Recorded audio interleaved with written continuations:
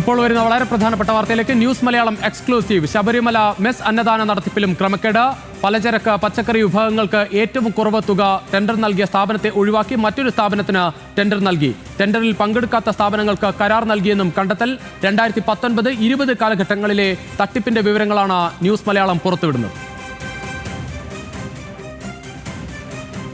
Lost കൊട്ടേഷനായി എൻ്റെ സ്ഥാപനത്തിന് തരിക മാത്രമല്ല, അതിൽ പങ്കെടുത്ത ആർക്കും കൊടുക്കാതെ പുറത്തുനിന്ന് ഇവരുടെ താല്പര്യക്കാരെ വെച്ചിട്ട് അവർ കൊടുത്തു. അപ്പം ഞാൻ എക്സിക്യൂട്ടീവ് ഓഫീസറായ രാജേന്ദ്ര പ്രസാദിനോട് ഞാൻ ചോദിച്ചു, സാർ എന്തുകൊണ്ടാണ് എനിക്ക് തരാത്തത്? ഞാൻ ലോസ്റ്റ് കൊട്ടേഷൻ ഞാനല്ലേ, അത് കഴിഞ്ഞ വർഷം നിങ്ങൾ മറ്റേ ആളെ അഴിമതി കേസ് പറഞ്ഞ് പിടിച്ചില്ലേ, അപ്പോൾ നിങ്ങൾ വീണ്ടും വിതരണം ചെയ്താൽ അവർ 30, 40, 50 ലക്ഷം രൂപ കൊടുത്തിട്ടാണ് ഓരോ വർഷം പോസ്റ്റിങ്ങിന് വന്നിരിക്കുന്നത്. അങ്ങനെ ചെയ്യുമ്പോൾ ഞങ്ങൾക്ക് ഇതിനകത്ത് പൈസ മുതലാക്കാൻ പറ്റത്തില്ല. അപ്പം നിങ്ങൾ ഇല്ലെങ്കിൽ ഞങ്ങളുമായിട്ടൊരു അഡ്ജസ്റ്റ്മെൻറ്റ് പോകുന്ന ആളായിരുന്നെങ്കിൽ ഞങ്ങൾക്ക് തരാമായിരുന്നു.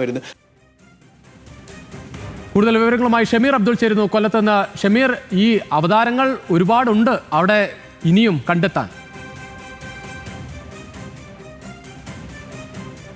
തീർച്ചയായിട്ടും ഇത് കൊല്ലം സ്വദേശിയുടെ സൗണ്ട് ബൈറ്റ് ആണ് ഇപ്പോൾ കേട്ടത്. 2019 അതുപോലെ 20 കാലഘട്ടങ്ങളിൽ ശബരിമലയിൽ മെസ് നടത്തിപ്പിനായി ഇത്തരത്തിൽ ടെൻഡർ നൽകിയ ആളാണ്. അക്കാലഘട്ടങ്ങളിലൊക്കെ തന്നെ ഈ ടെൻഡർ വഴിയാണ്, അതായത് ശബരിമലയുടെ നടത്തിപ്പുമായി ബന്ധപ്പെട്ടുള്ള സുതാര്യത ഉറപ്പാക്കാൻ വേണ്ടി സർക്കാർ ഈ ടെൻഡർ ഏർപ്പെടുത്തുകയും ചെയ്തു. എന്നാൽ ഈ ടെൻഡർ മറികടന്നുകൊണ്ട് പുറത്തുനിന്ന ആൾക്കാർക്ക് ഈ അന്നദാന നടത്തിപ്പിനായി ടെൻഡർ നൽകി എന്നുള്ളതാണ് പരാതി. തുടർന്ന് ഈ പരാതിക്കാരൻ മുഖ്യമന്ത്രിയെ സമീപിക്കുകയും ചെയ്തു. മുഖ്യമന്ത്രി ഈ സംഭവം വിജിലൻസിനെ കൊണ്ട് അന്വേഷിപ്പിക്കുകയും ഇതിൽ കൃത്യമായ അഴിമതി നടന്നിട്ടുണ്ട് എന്ന് വിജിലൻസ് കണ്ടെത്തുകയും ചെയ്തു. പക്ഷേ അതിന്മേൽ പിന്നീട് യാതൊരു നടപടിയും ഉണ്ടായിട്ടില്ല എന്നുള്ളതാണ് പരാതിക്കാരൻ ഇപ്പോഴും ഉന്നയിക്കുന്നത്. അതായത് ശബരിമലയിലേക്ക് 7ഉം നിലയ്ക്കലിലേക്ക് 3ഉം അതുപോലെ പമ്പയിലേക്ക് 2ഉം ടെൻഡറുകളാണ് ലഭിച്ചത്.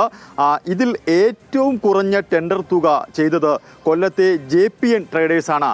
JPN ട്രേഡേഴ്സിൻ്റെ ഉടമ ജയപ്രകാശാണ് ഇതിൽ ഇപ്പോഴും അക്കാലഘട്ടത്തിൽ പോലും ഇതിൽ പരാതിയുമായി എത്തിയത്, പിന്നീട് മുഖ്യമന്ത്രിയെ സമീപിച്ചത്.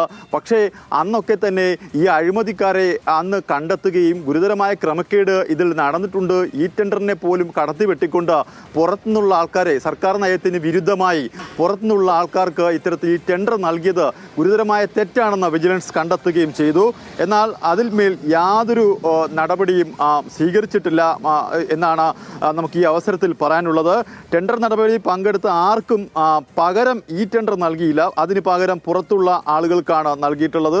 രവികുമാർ ഇടുക്കി, അതായത് അന്ന് ആ കാലഘട്ടത്ത് ടെൻഡറിൽ പങ്കെടുത്തത് രവികുമാർ ഇടുക്കി, പമ്പ ശിവ ഫുഡ്സ് മണക്കാട്, നിലയ്ക്കൽ സ്വാമി അയ്യപ്പ എൻ്റർപ്രൈസ് കൊച്ചി, അങ്ങനെയാണ് ഈ ടെൻഡറുകൾ നൽകിയത്. പക്ഷേ ഏറ്റവും കുറഞ്ഞ ടെൻഡർ നൽകിയ JPL ട്രേഡേഴ്സിന് പോലും ടെൻഡർ നൽകാതെ തിരുവിതാംകൂർ ദേവസ്വം ബോർഡിന് ഇഷ്ടക്കാരായിട്ടുള്ള ആളുകൾക്ക് ടെൻഡർ നൽകി അഴിമതി നടത്തി എന്നിട്ടുള്ളത് കണ്ടെത്തിയിട്ടുള്ളതുമാണ്. പക്ഷേ അതിന്മേൽ യാതൊരു നടപടിയും ഇപ്പോഴും എടുത്തിട്ടില്ല എന്നതാണ് പരാതിക്കാർ ഉന്നയിക്കുന്ന പ്രധാന കാര്യം. രുചീഷ്.